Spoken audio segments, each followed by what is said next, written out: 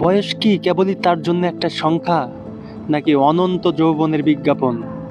Cristiano রোনালদোকে নিয়েই Portugal ঘোষণা করেছে 2026 বিশ্বকাপের স্কোয়াড। অবশ্য এই বিশ্বকাপে তার দলে থাকা নিয়ে কখনোই কোনো সন্দেহ ছিল না।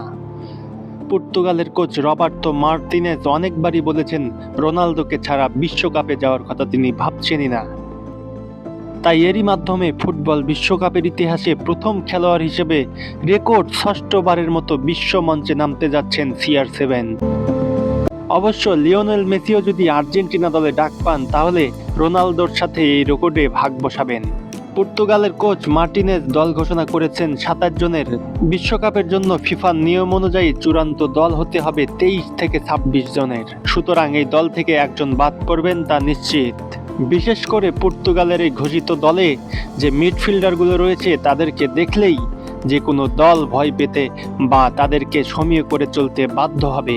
গোলপোস্টে আছে দিয়াগো কস্তার মতো অভিজ্ঞ গোলকিপার এবং ডিফেন্ডার রয়েছে নুনো মেন্দেস, রুবেন দিয়াজের মতো ডিফেন্ডার এবং মিডফিল্ডে বার্নার্দো সিলভা, জও নাভাস, ভিতিনার সাথে রুবেন নাভাস এসব যোগ করলে পর্তুগাল একটা ভয়ঙ্কর টিম হয়ে যাচ্ছে।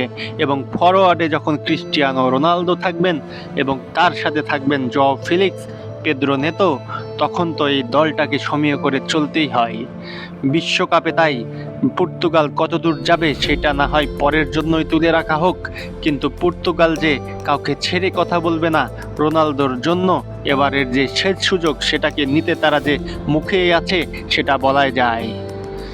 ভিডিও ভালো লাগলে অবশ্যই চ্যানেলটিতে সাবস্ক্রাইব করুন।